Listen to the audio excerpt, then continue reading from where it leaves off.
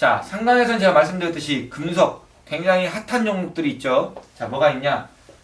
골드와 불이가 있습니다.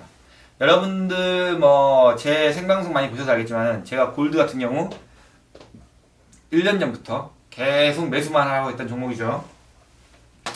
골드 기본적인 메커니즘이 이래요. 골드는 달러에 굉장히 큰 영향을 받으면서요, 달러와는 거의 반대로 가는 경우가 거의 대부분 많습니다.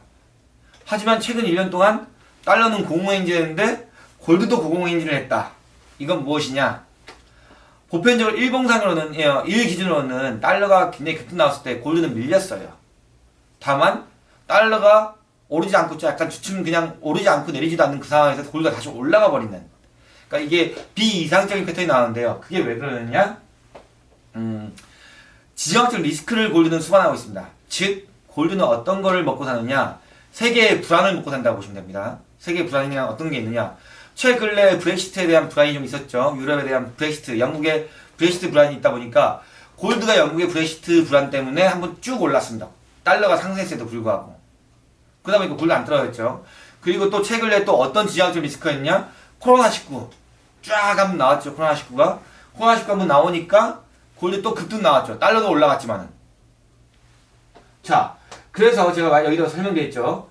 달러하고 보편적으로는 반대 방향으로 흘러가지만은 단 이거는 보편적인 예일 뿐 같이 가는 경우도 있다고 말씀드렸죠. 이게 같이 가는 경우예요.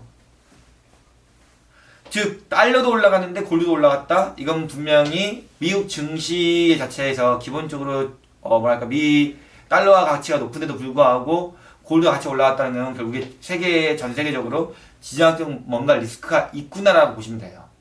지정학적 리스크가 없을 때는 골드는 올라가지 않습니다. 자, 골드를 매매할 때는 가장 중요한 거 지정학적 리스크가 있느냐 없느냐, 이걸 잘 보셔야 되고요. 세계적인 경제 불황이나 큰 위험 요인이 좀 발생될 때는 골드는 무조건 상승할 수밖에 없다. 왜냐? 골드는 세계적으로 가장 대표적인 안전자산으로 분류가 됩니다. 특히 안전자산에도 여러 종류가 있는데 달러는 그냥 달러의 미국의 채권이나 달러는 그냥 기준의 안전자산인 거고, 골드는 불안감을 자극하는 안전자산입니다. 즉 세계적으로 뭐 경제가 불안하고 세계적으로 뭔가 큰 이슈가 있고 큰 전쟁이 있다? 그러면 무조건 골드는 매수 타이밍이다. 뒤늦게 들어가도 매수다 라고 말씀드릴 수 있습니다. 자, 다만 골드 같은 경우는 여기에서 조금 중요한 게 있어요. 미국이 금리 인상할 때 골드가 약간 좀 취약해요. 왜냐? 미국이 금리 인상하게 될 때는 골드는 좀 내려가는 구조를 메커니즘이 그렇게 잡혀져 있습니다. 그때 미국이 금리 인하할 때가 골드가 원래 상승을 더 많이 하죠. 자, 금에 대해서 가장 큰 세력이 존재하는데요. 금을 가장 많이 포지션을 좀 잡고 매개체를 삼는 데가 중국이란다 합니다. 중국이 원래 보편적으로 금을 좋아해요. 네, 중국의 민족성이 금을 좋아하고 빨간 거 좋아하고 용 좋아하고, 그죠? 자, 그래서 금 같은 경우는 거래할 때 항상 어떤 걸 보셔야 되냐면은 세계 경제에서 세계 불안 요인이, 잠재적인 불안 요인이 좀 튀어나올 수 있는 불안 요인이 있냐 없냐, 이걸 좀 보셔야 돼요. 이번에 나왔던 코로나19 같은 경우는 우리가 예측할 수 없는 불안이었죠.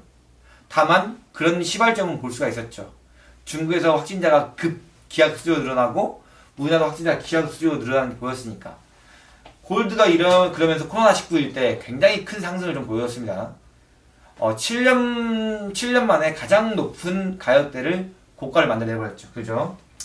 자, 그렇다면 골드와 반대된다고 좀 말하기 좀 어려운데, 보편적으로는 골드하고 조금 달리 가는 종목이 있어요. 불인데요. 이건 뭐냐? 실물 경기를 반영하는 종목이라고 보시면 돼요. 말 그대로 미국이나 중국이 경제가 좀 좋아질 거라고 예측이 된다면은 불이 같은 경우는 상승을 하게 됩니다. 왜냐? 구리는 소모량이 각종 경제 기반 산업 이쪽에서 구리가 굉장히 많이 소모가 됩니다. 그래서 어떠한 뭐 장비나 어떠한 공단이나 이런 거 만들 때 산업의 기반 시설들을 만들 때 구리가 안 들어갈 수가 없거든요. 그러다 보니까 실물 경기가 좋아진다라고 조금 판단이 될 때는 구리가 보편적으로 상승을 많이 합니다. 자, 단 호가의 움직임이 굉장히 편차가 좀 심해서요, 어떨 때는 골드보다 움직임이 몇십 배다 빠른 경우도 많습니다. 그렇기 때문에 구리 같은 경우는 실물 경기가 굉장히 글로벌 증시의 실물 경기가 굉장히 좋아진다 안 좋아진다 이거를 좀 판단하시면서 매매를 하신다면은 중기적으로 좀 투자하기에도 괜찮은 종목이다. 단 골드보다는 구리보다는 골드를 조금 매매하시는 걸 추천을 드려요. 왜냐?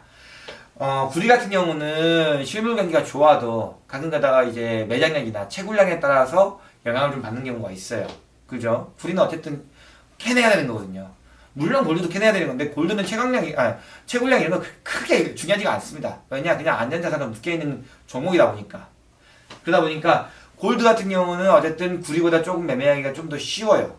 단 움직이로 포지션 움직이로 먹을 때는 구리가 좀 더 많은 수익률이 좀 나올 수가 있는 반면에 반대 포지션 들었을 때 굉장히 호가 펜스가 심하기 때문에 거래하기가 좀 까다로울 수도 있다. 이렇게 보시면 됩니다. 자, 그래서 그러면 차트를 한번 보시죠. 여기서 차트를 보시면 되는데 S&P, 달러인덱스, 구리, 골드 일봉상 차트를 보여드리도록 하겠습니다. 왜 이렇게 S&P와 달러인덱스, 구리, 골드를 같이 비교했느냐? 자, 여기 보시면 알겠지만은 이게 S&P 500 그리고 이 달러인덱스 그리고 여기가 구리 여기가 골드입니다. 자, 왜 그러느냐? 자, S&P 지수가 쭉쭉쭉 상승했을 때 어떤 모양새가 나오나요? 달러인덱스 쭉쭉쭉 올라가고 있죠? 구리 쭉쭉쭉 올라가고 있죠? 뭘 설명드리려고 하느냐? 제가 말한 거 지금까지 1강, 2강, 3강에서 설명했던 게 여기 차트에 다 나오는 거예요. 자, 보세요. 달러인덱스가 상승을 하고 있으니까 미 증시에 긍정적인 영향을 끼치죠. 그러다 보니까 S&P도 같이 상승을 하죠. 그러면 S&P가 상승을 하게 되면 글로벌 증시가 전반적으로 좀 좋아질 거라고 판단이 되기 때문에 구리의 가격이 상승을 하게 되죠. 그쵸? 반면에 골드는 쭉쭉쭉 하락하는 이런 형태가 나오죠. 이거는 이전의 자료를 바탕으로 해서 보여드리기 때문에 골드가 이렇게 쭉 내려와 있는데요.